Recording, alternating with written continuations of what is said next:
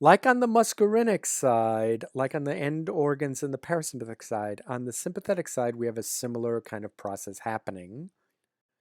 The neurotransmitter on the adrenergic receptors, though, is norepinephrine, not acetylcholine. Similarly, norepinephrine gets released, and when enough norepinephrine binds to whatever that adrenergic receptor is, depending on where it is, heart, bronchioles, blood vessels, physiologic property happens. But like we saw with acetylcholine, a lot of that norepinephrine gets taken back up into the cell to be recycled. That's how it turns off that effect. The other way to turn off the effect is a couple of different enzymes that can break down norepinephrine or other like drugs like norepinephrine, like dopamine or epinephrine. One of them is monoamine oxidase. Another one is catechol-methyltransferase. We'll talk about that enzyme later in neurology and Parkinson's disease. But in the neurotransmitter norepinephrine is broken down by this enzyme, and you can always tell the name of an enzyme because it ends in ASE. And this enzyme that is specific for breaking down monoamines, like norepinephrine, is monoamine oxidase. So norepinephrine has a structure that it's a monoamine, and you can, if you're familiar with chemistry, you'll see the amine group in all three of these chemical compounds. That is very similar. That's the nitrogen in the right-hand portion of each of these chemical structures. Dopamine on the left, norepinephrine in the center, epinephrine on the right. And even if you don't remember a lot of chemistry, you could kind of get the sense that the chemical structures of all three of these are pretty similar, but not identical. So we have receptors that are so precise that they may have a greater affinity for one of these compared to one of the others. So we have dopamine receptors that are specific more to dopamine than the other norepinephrine, despite the fact that the chemical structures of both of these compounds are quite similar. Okay, so just want to kind of recognize that norepinephrine is chemically very similar to dopamine and epinephrine. The nature of these receptors, again, we're going to subdivide receptors into dopamine receptors versus the other adrenergic receptors, and the big groups that involve affinity for norepinephrine and epinephrine are alpha 1, alpha 2, beta 1, and beta 2, and we'll talk about these receptors in a bit. So these subsets of receptors are specific to where they are and location. And if anyone has any experience with real estate, you probably know the real estate, the three most important things when you're considering buying a piece of property is, or are, the three issues are: number one is location, number two is location, and number three is location.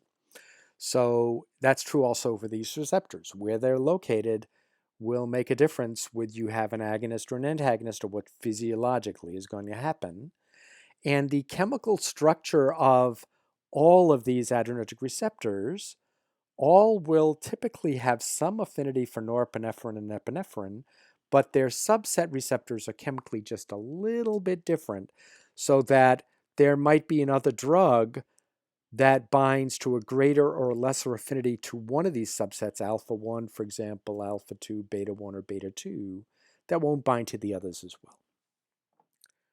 So what happens when we give an agonist at any of these receptors? Well, a lot of things can happen, and this fairly busy slide tells some of the things that will happen. And in a minute, I'm going to have you see a different slide that's going to focus on the main things that happen. The main thing that happens when we give an agonist at an alpha 1 receptor, which is located in the blood vessels, is we're going to see vasoconstriction. You might see some other things too, but mostly you're going to see vasoconstriction. If we give an agonist at a beta 2 receptor, an alpha 2 receptor, alpha 2 agonist, we might see the opposite of vasoconstriction. We might see vasodilation. But that's a funny scenario. We'll come back to explain that one back in a minute. So don't worry about alpha 2 yet. Alpha 1, though, the predominant thing you're going to see when you give an agonist at alpha 1 is vasoconstriction. Beta 1 receptors, they're primarily located in the heart. And when I give a beta 1 agonist, I'm going to see an increased heart rate and maybe increase the force of cardiac contraction. And for beta 2 receptors, there's a number of things that I can see, but the main one I'm going to see is the second bullet down is bronchodilation. I can see other things, uterine muscle relaxation. I can see some changes in the GI tract and blood vessels as well, but those are really secondary effects. Okay? We're not going to focus on dopamine, peripheral dopamine effects yet. So let's start with alpha receptors quickly. Alpha 1 are postsynaptic and alpha 2 are presynaptic. That sounds a little confusing if you don't remember neurology and anatomy and physiology, but the next graphic might help us. So alpha 1 receptors are located on the blood vessels, actually, after the synapse. The synapse is the space between the end of the nerve fiber and the receptors, and the neurotransmitter is norepinephrine. When I give an alpha 1 agonist or I give norepinephrine, I'm going to see vasoconstriction. If I'm not doing anything with the alpha 1 receptors, then the alpha 2 receptors affect the release of norepinephrine. So I can give an agent that works at an alpha 2 receptors, and that's going to regulate how much norepinephrine gets in this space.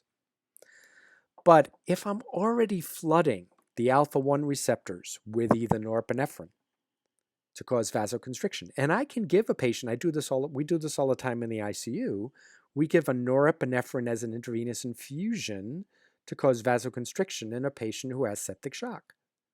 If I'm giving them a lot of norepinephrine that's flooding the receptors, it doesn't matter what more or less norepinephrine gets released from this in the synapse from the alpha 2 receptors, because I'm already doing everything I need to do at alpha 1.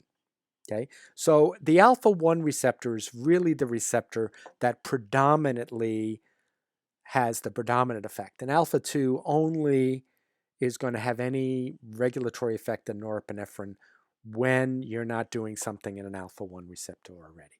And the predominant things we're looking at here is vasoconstriction. Alpha 2 receptors have some other things. We have drugs at alpha 2 receptors that control blood pressure. We also have some effects with alpha 1 and alpha 2 agents at the level of the bladder, for example, men with enlarged prostates to affect their urine streams. But that's we'll get to that later in the year. Okay? The predominant alpha effect I want you to focus on now is an agonist at an alpha 1 receptor. The predominant effect is going to cause vasoconstriction. The beta 1 receptors, primarily located in the heart, and stimulating them is going to cause elevated heart rate. Beta 2 receptors, primarily in the bronchioles, and they're going to cause bronchodilation with an agonist there. How do you differentiate beta 1 from beta 2? How do you remember that? You have one heart, you have two lungs. Okay, beta 1, heart, beta 2, lungs. There are other beta actions as well, some secondary effects on vasodilation, but we're not going to worry too much about that in most patients, and some other changes in uterine relaxation. So here's the ultimate slide to look at on the adrenergic side. Alpha 1, what's in white background with red ink, is what you really want to focus on as your main concern. Okay, these are the main things. I stimulate alpha 1, agonist at alpha 1, I get vasoconstriction. I get some other things too. I might have increased blood pressure because of that. I might have mydriasis, which is enlarged pupils. I might affect bladder sphincter tone, but the main thing I'm going to see is vasoconstriction. If I give an agonist at alpha 2, I'm going to have an inhibition of the release of norepinephrine at the end, for where the alpha 1 receptors are. But if I'm already doing something at alpha 1, that's just not going to have much of an effect. Okay. Beta 1 receptors, I'm thinking of tachycardia. I'm thinking of elevated heart rate. You can have some other things at beta 1 receptors, things that reflect cardiac effects, but primarily tachycardia, elevated heart rate. And at the beta 2 receptors, the predominant effect I'm going to see is bronchodilation. I could see other things as well. They're going to have some offsetting effects from the alpha 1 receptors with the blood vessels, a little bit of vasodilation, but not predominant. A little change in gluconeogenesis, a little change in uterine smooth muscle contractions, so that might be an issue in obstetrics. We'll come and talk about beta drugs in those settings.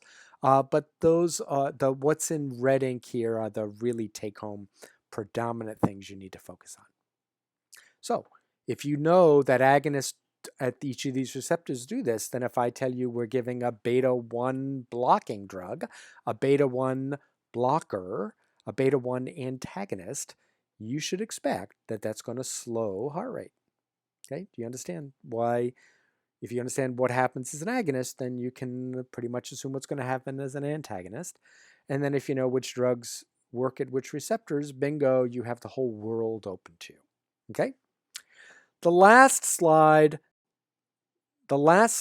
refers to the major neurotransmitters, and these involve what we've alluded to, primarily acetylcholine and norepinephrine. But we also talked about a little bit about dopamine. We'll come back both peripherally and centrally. We'll come back in central nervous system, talk about serotonin, and we'll talk about some of the other CNS neurotransmitters, GABA, for example, and some other substances that are listed here as well. Okay, so there's a lot here. Just try to figure out a way to make all of this make sense for you.